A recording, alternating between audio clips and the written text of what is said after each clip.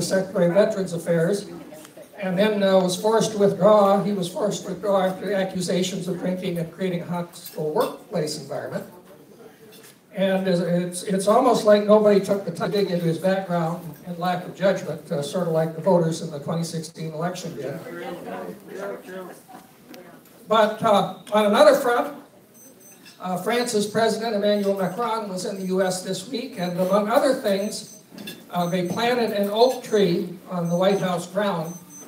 And probably not a good place. As they were digging, they discovered a box that had both the president's tax returns and Obama's birth certificate. That's a good joke.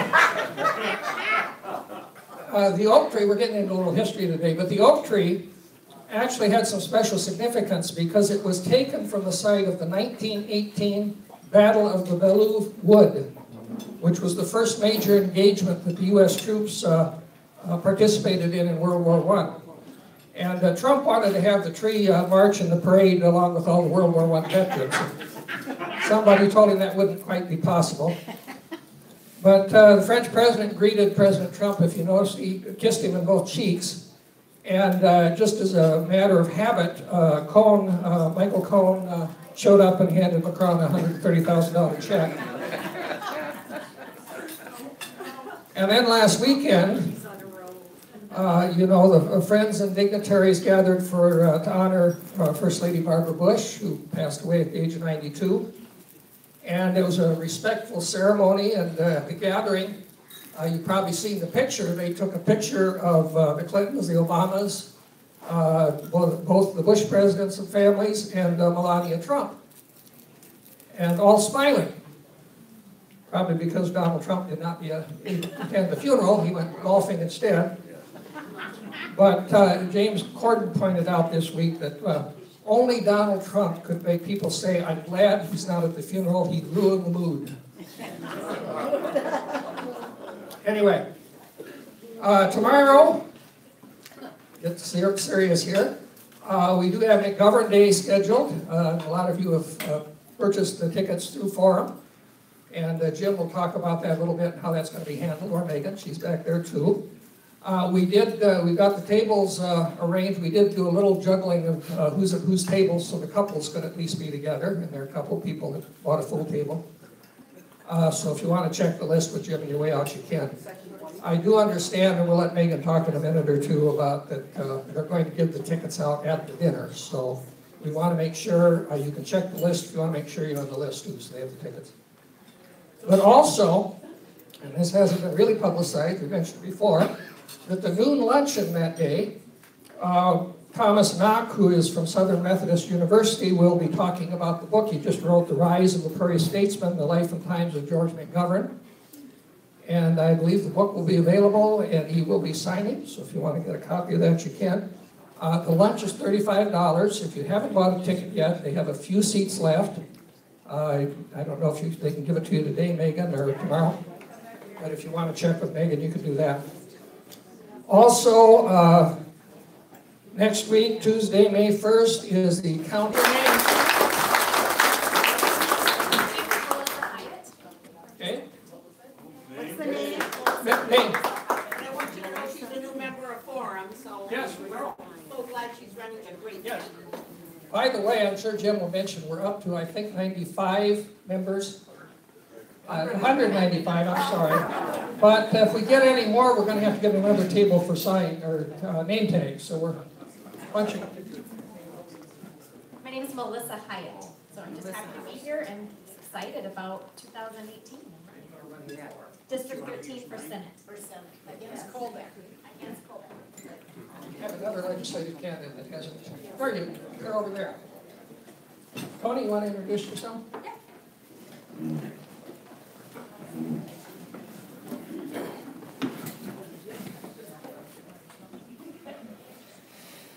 Hi, my name is Tony Miller, and I'm running in District 9. Mark over there. You've already met me, but I'm Kelly Sullivan. I'm running for House in District 13 Yes. alongside Melissa. I'm glad to be here. I think everybody else introduce themselves. Go ahead.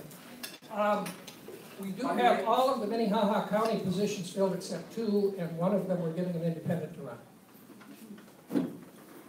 Hello, I'm Mark Miller. I'm running for the Senate District 9.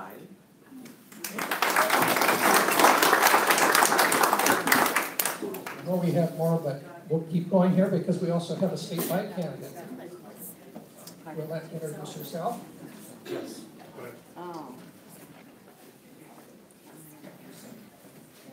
Good afternoon, everyone. My name is Tatewi Means, and I am running for South Dakota Attorney General this year.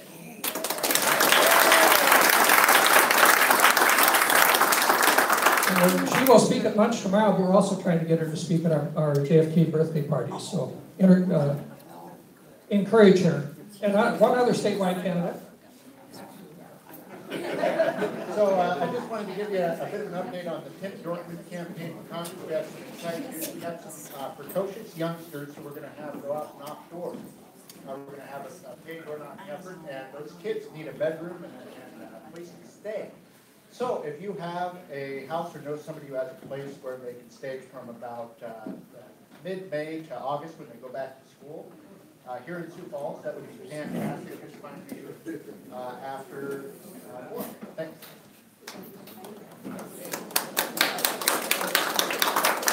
Hey, I just want to say, that sounds more like an adoption. I've been introduced before, but it's been a while. District 12, Scott Peterson.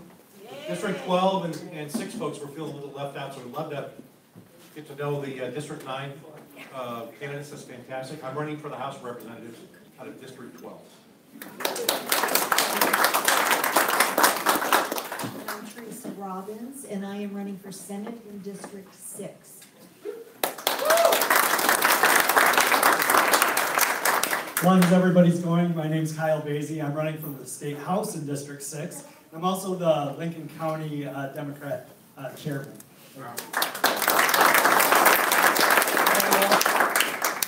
Okay. We're a little late. Go ahead. Yeah.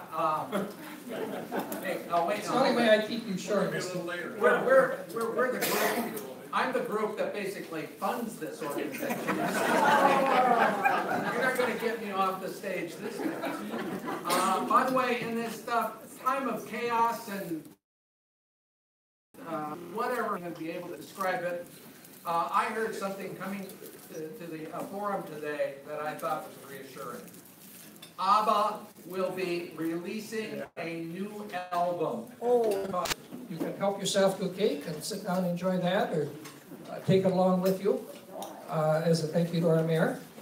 And with that, by the way, he's got to go to a tree planting ceremony too. I don't know if he's going to dig up anything interesting when he does. But without further ado then, I will introduce Mayor Mike. And he's going to talk about his last 8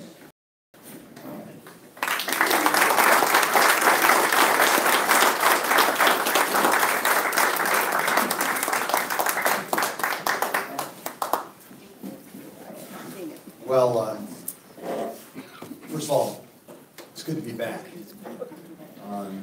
We expect you there every Friday. Thank you. It is good to be back. I started this dream to be in public service back in the 6th grade in Yankton.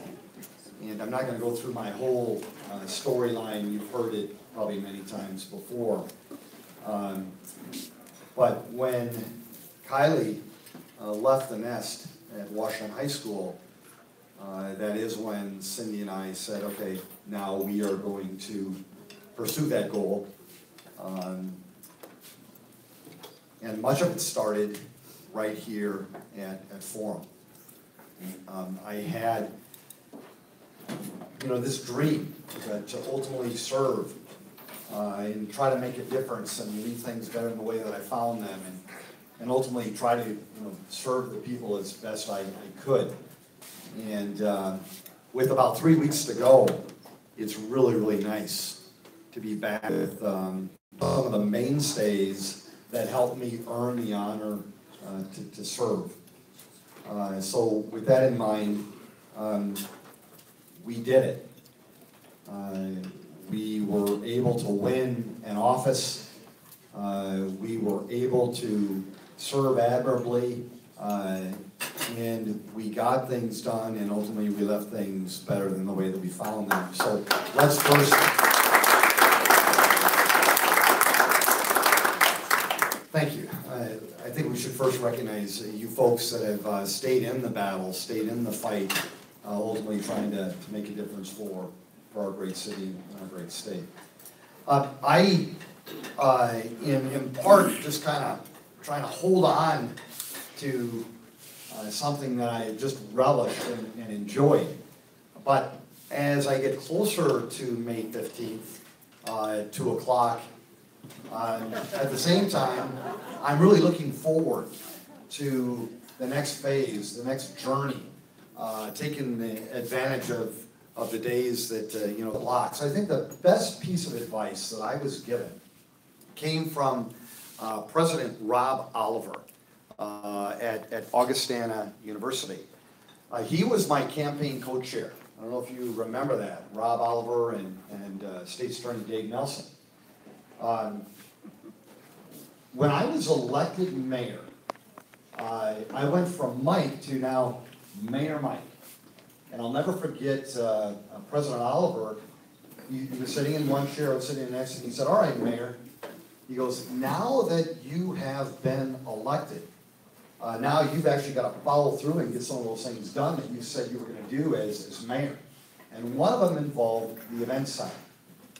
One of the best pieces of advice that he gave me, and that I would pass on to any elected leader or leader in anything that you want to do. He said, "All right, Mayor Mike," he goes, "what you need to do now is pick a platform, pick a process, make a determination on what you believe will be best for the citizens that you serve as a whole when it comes to that event center." And knowing that the decisions that are ultimately made, there's going to be all kinds of people who are going to disagree with some of that decision making. How big should it be? How should we pay for it? Where should it be located? Whatever that would be. And that advice was so spot on, because ultimately we did make a decision on what we felt would be best for the people of Sioux Falls. But all throughout that debate, all throughout that dialogue, all throughout that due diligence, there were certainly a number of folks who said, "Oh, I wouldn't do it that way, or I wouldn't put it there, I wouldn't pay for it in this way." But ultimately, if you are going to get it accomplished, whether it be in your family, in your business, in your church, or yes, in your city, you have to make a decision on what you think is best for the city as a whole, and then move it forward. And I think we've done that time and time and time again over the last 8 years. Other things, it looks like Bruce is going to try to stand. So why don't I tell you what, maybe to make it easier for Bruce, because I do like to, this, I like to walk around. So Bruce, is this where you want me? That'd be a good spot. Okay. Sounds good. So I'll just try to make sure that we take care of Bruce here. Back to making these decisions in government. I think it's so critical to make decisions that are based on the people that you really do like engaging them and then covering them. You want to make sure that you don't let them control the dialogue or ultimately control what is done. Because if you do that, your city, your state is not ultimately going to benefit in the best way possible. And one of the things that's reality is that most folks, they only want what they want. There isn't a middle ground. There isn't compromise. They want what they want. And even if you do find that middle ground, or if you do compromise and find the middle, those folks still, even though we all gained as a collective entity, those folks that didn't get everything that they wanted, they're mad. They're mad. And the more decisions that you make, the more matter that ultimately they'll get if you don't, follow what they want. But remember, communication, the collaboration, finding the common ground, it is so critical, and it does work, and it's worked here in Sioux Falls city government, and I have a good idea that it's gonna keep working. But the climate right now, the political climate right now, where all the attention is being focused is on the extremes. Stay as far to the right as you can. Stay as far to the left as you can. Finding common ground, finding the compromise, working in collaboration is actually becoming very unpopular. Why would we allow that? Why would we continue to only focus on we want what we want? And that's the only thing that's suitable for us. Why would we want a society like that?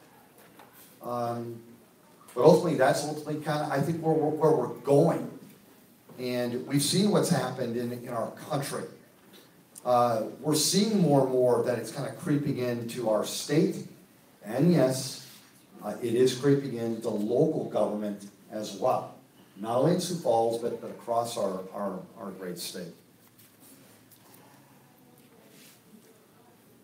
One of the things that I ran on when I was, so fortunate to try to earn that honor 9 years ago is I did say, if you folks selected me, if you trusted me enough, if you felt I was the right person to lead this great city, that I would do everything in my power to actually get some things done. Tackle some issues that have been just sitting there for a long, long time. Trying to capture some opportunities that we've been talking about forever, but really not making much progress. And that hunger to get things done in government, it's all over our country. And in fact, we look at these things, it just seem, yeah, it makes sense. We do need to address that as a society. We do need to address that as a city. We do need to address that as a people. Why aren't we doing it? I wanted to show that we could.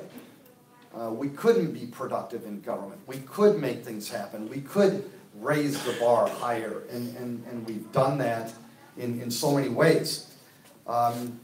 We've accomplished much. I'm not going to go through it all, but just to kind of give you a little flavor. Certainly, things like pension reform. You didn't even know we did pension reform, did you? How many of you actually knew that we actually, thank you, John, we actually were able to do something in this city that can't be done almost anywhere else in the country. And because of that, we're going to save $300 million for our taxpayers over the next 25 to 30 years. But no one's covered it. But actually, pension reform, 3 unions, 1,300 employees, all the controversy, we did that. And it's just such a blessing. And then, yes, those high-profile items that everybody wants to talk about, event center, indoor pool, phase 1, phase 2 of the River Greenway, and on and on. Sure, we accomplished those things too, but also other things. Our infrastructure as a city has dramatically improved, and you learn that quickly when you have things like a major sanitary sewer line collapse on you. You figure out very quickly, we better pay attention to this. But these are these things, these are these examples, and so many more that shows that government can get things done. And ultimately, you've done that. And actually, you can get things done and still be very, very fiscally prudent. Huh, really? You can, you actually can. You actually can. We are South Dakota. Sure, we're South Dakota nice. But most of us come from a very, very conservative background in terms of fiscal conservativeness, being prudent. Our grandmas were that way, our grandpas were that way, our moms, our dads. That's just the way that we were brought up. And you can still be for progress and still be fiscally responsible in a big, big way. We've captured so many opportunities in Sioux Falls over the last 8 years, but here's something that really nobody wants to also talk about or cover. our debt per citizen has actually dropped over the last 8 years. Where we're at today is actually lower than where we were 8 years ago. And we still were able to build a $117 million event center, a $20 million plus pool, $6 million for this phase of the River Greenway, $6 million for that phase of the River Greenway, 500 miles of road repair, sanitary sewer lines that have been rebuilt and restructured all across our great city. We actually have less debt per capita than we had. I don't have the number right here, sorry, but it is lower than what it was when we started. And when you compare our debt per capita to other cities like ours in the Midwest, we're near the bottom. So we found that balance in terms of making prudent investments and still being frugal with our taxpayer dollar. Thank you.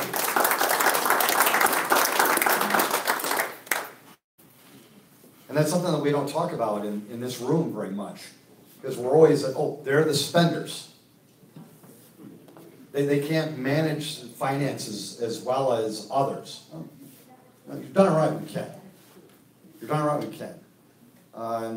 You know, and we've had leaders that you folks have supported over the years that have proven that and more, whether they be representatives, whether they be senators, whether they be governors, and whether they be presidents.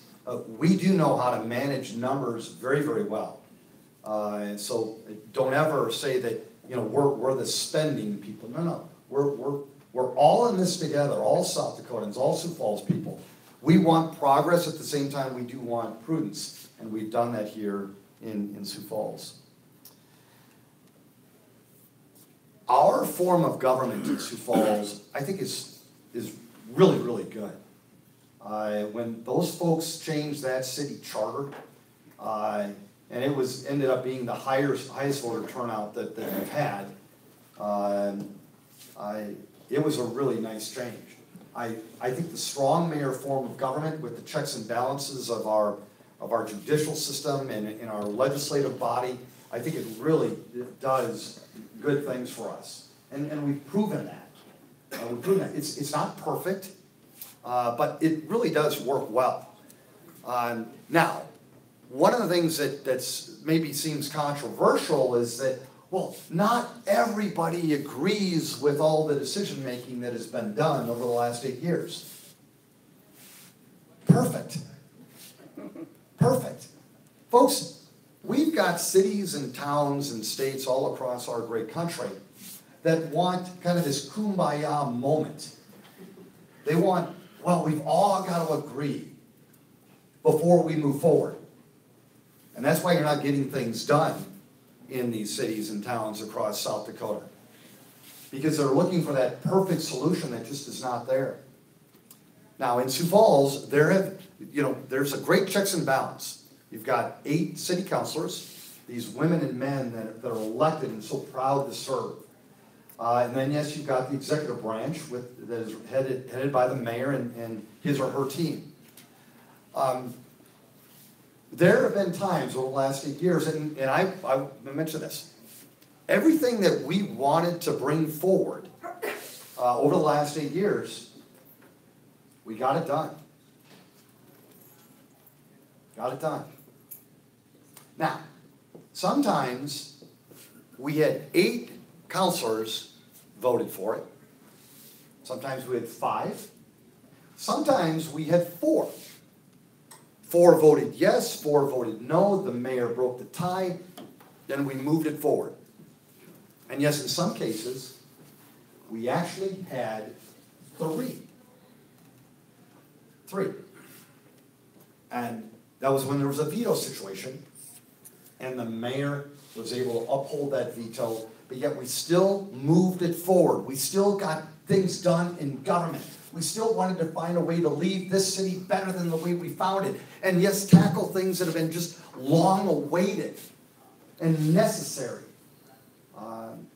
But this form of government works, and it works well. And I would just recommend it for every town in our great city. But I know that's not going to happen, but I'm really proud of those folks who wanted to make this happen in Sioux Falls. Leadership is tough. It just is. I relish this role. So blessed by it. I do enjoy leading. I do love trying to, move a team forward in a collaborative way. Let's take that hill. We can do it. But oh boy, it's tough. And if you want to be an elected leader, and I'm so proud of you folks that do, here's one of the challenges is that if you want to lead, that's one thing, but if you actually want to get things done and take tough stands, then, well, that's a whole nother thing. Because then leadership really gets tough. If you just want to get elected and then just maintain a high favorability rating amongst everybody, and we've got plenty of examples of that over the years. Okay, I'm not going to mention any names. We've got all kinds of examples of that. People that have great favorability ratings. What did they and their teams accomplish during their term? Or sadly, in some cases, 2 terms. What was it that they accomplished? To me, if you're going to be an elected official and a productive one and actually do what the people want you to do, and that is tackle some of that tough stuff, you have to understand you're probably going to make some folks mad along the way. And my first 4 years where I was so blessed to serve you people, that was a 4-year period of time in the city of Sioux Falls. I don't know if we'll ever be able to replicate it. It was phenomenal. We even threw in an ice storm in that 4-year period of time, and a sanitary sewer line collapse, and yes, pension reform, and an events center, and almost 250 miles of road, and on and on and on. And here I was running for re-election, and again, for those of you who voted for me that second time, thank you. Because the last 4 years have been just as rewarding as the first 4. But the thing that you will realize is that really no matter how intently you're trying to lead on behalf of the great people that you want to represent, you're going to have some folks that just think, but I don't want you in there anymore. One of the hardest realizations for me was that, boy, I had such a great, productive 4 years, and I think that people could tell I really loved what I was doing, and I wanted to be your head cheerleader, and I wanted to make a difference. And yeah, even though the experts said, well, that Mayor Mikey, he won, and he was reelected in a landslide.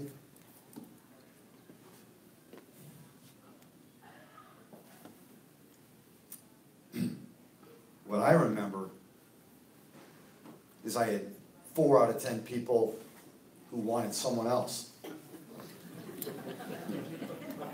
Boy, that's tough.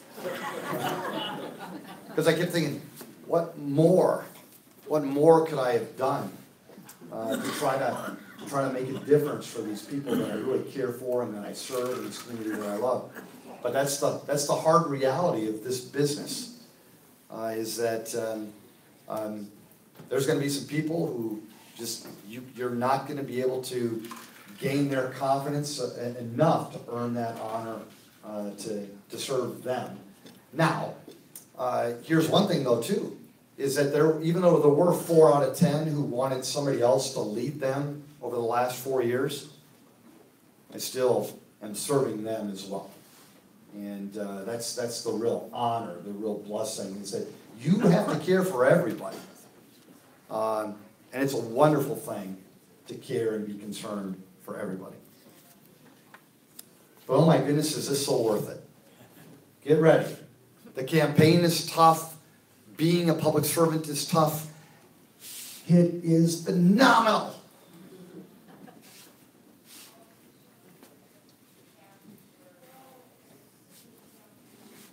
I've loved it. Being a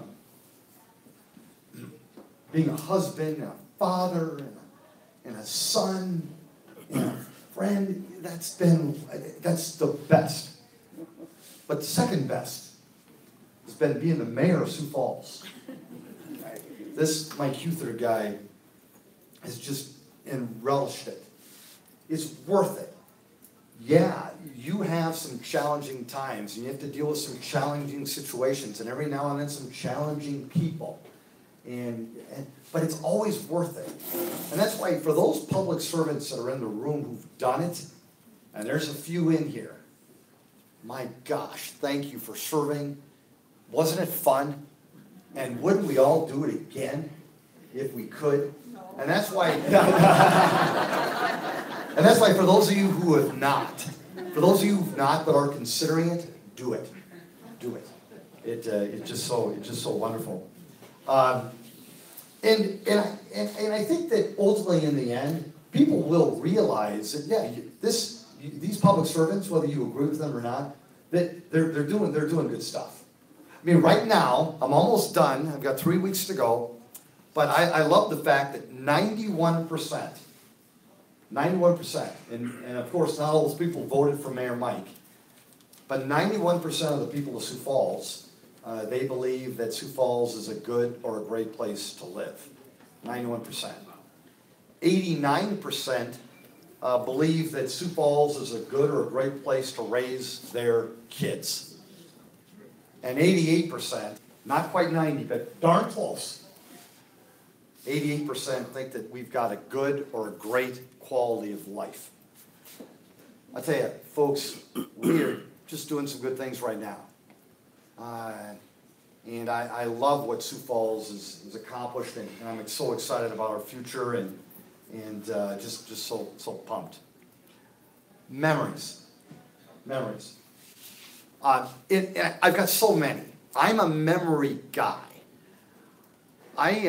This life is so short. Kylie, my daughter, she was going to kindergarten yesterday. She's 29. She's one of my key advisors, and she's got a 2-year-old boy named George today. What the heck happened there? It's wonderful. This life is moving by so fast. So every memory that I can put up on the board or experience has just been so wonderful. And being in public service provides you these incredible memories. And I want to share so many of them, but Tom said, Mayor, no, you're out of here, buddy. And so I want to give you a couple, just to maybe just kind of put you in my shoes for just a bit. First of all, my number one memory, my most favorite memory over the last 9 years. I say 9 because we campaigned a full year. Remember that?